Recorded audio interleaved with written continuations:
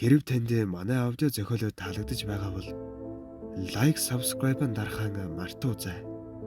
Мөн хажууд нь байрлах хонхыг идэвхжүүлснээр шинэ аудио зохиол орох болгонд танд мэдэгдэл очих болно. Баярлалаа. Үйлийн үрийн нэхэл зохиолыг бичсэн Харизм ТV, зохиолыг уншсан Бямба. Хаврын өр орж хичээл сургууль амрах төгсөнтэй зэрэгцэн анги дэвшиг шалгалтандаа бэлдэн сууга энэ хүүг Дөвшин гинэ. Дөвшинхүү өдгөө 12 дугаар ангиан төгсөх билээ.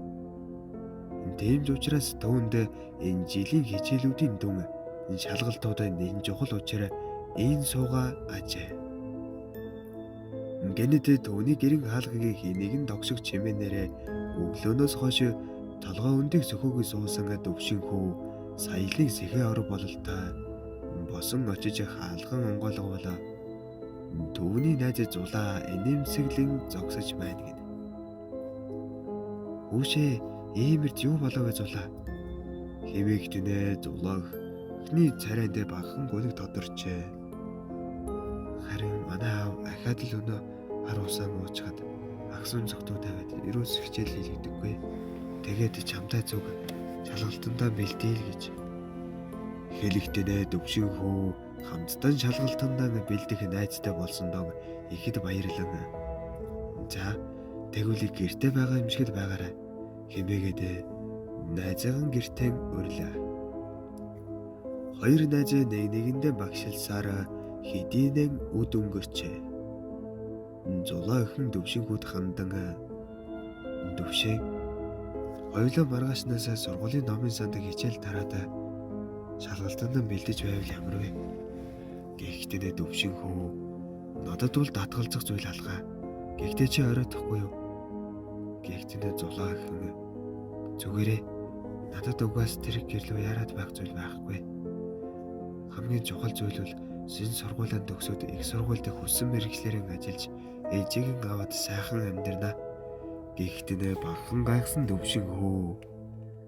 Тэгээд аавч нь яах болж байна? Гэхдээ тэр бол миний хойд эцэг. Миний аав намайг төрхөөс хэдхэн хоногийн өмнө авч тээврийн ослоор нас барсан юм гинлээ. Гэхдээ сая нэг зулаа охиныг ойлгож буй Дөвшинхүү. Өө тийм үү. Найзгаа уучлаарай. Зүгээр дээ. За хоёулаа ярьж суусаар бүр орой болж найз навъя да. Хэмээгээ зулаа охиныг босгодно нор хэдийнэ марунтай гудайж өндөр барилгуудын шилэн цонхонд хурд туяахан тусгасаараа хэдийнэ жаргаж байгаажээ. Дөвшинхүү найзан гаргаж өгөн болгоомжтой явахыг нь сануулад ээжигийн ажлаас ирэхээс өмнө оройн хоолон бэлтгэхээр гал тогоорууган хамцуу шамлан орлоо. Дөвшин бол айлын ганц хүү гэхэд элдв зан ааш байхгүй. Хичээлдэж тун сайн хүү билээ.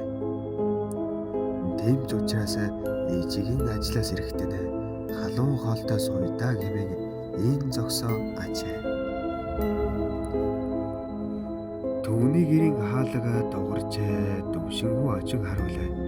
Ээж нан сана хэдий ядарсан боловч өвгөн харан инээмсэглсээр орж ирэх ажээ. Дөвшинхүү очиж ээжийнхэн гадуур хувцсыг өлгөх зуураа.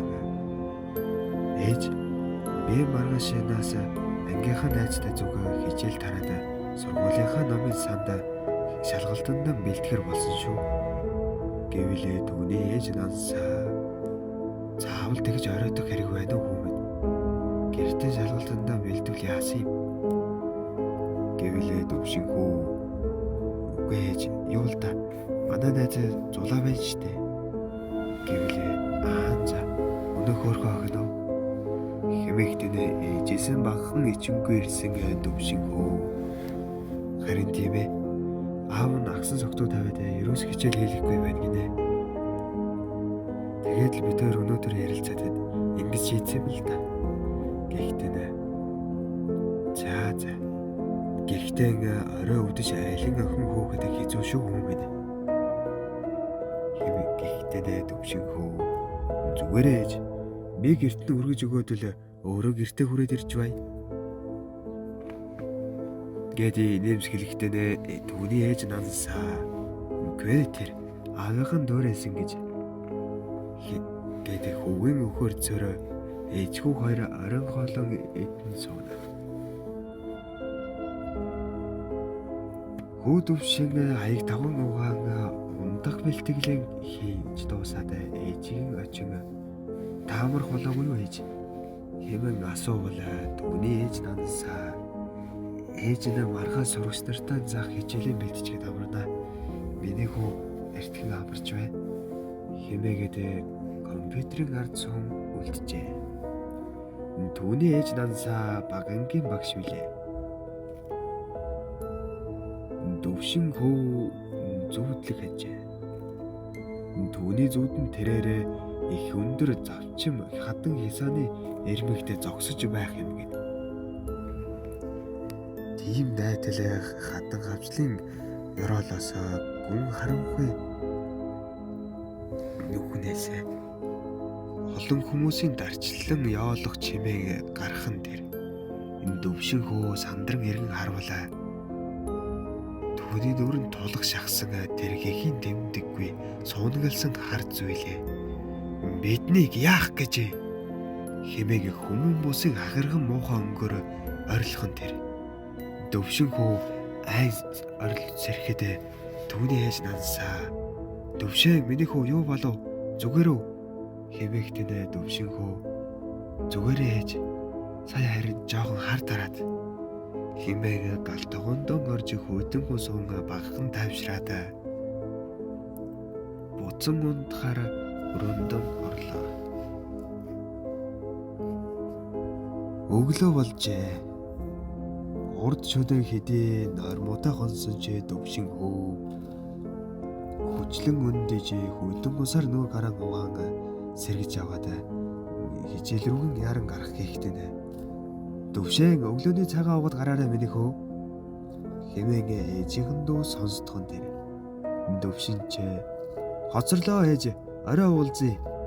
Хэмээгээд гуйг гарлаа. Төвшин хүүг ангидан жоохон хоцорч ороход нь түүний найз зулаа аль хэдийн ирцгсэн инээмсэглэн сууна.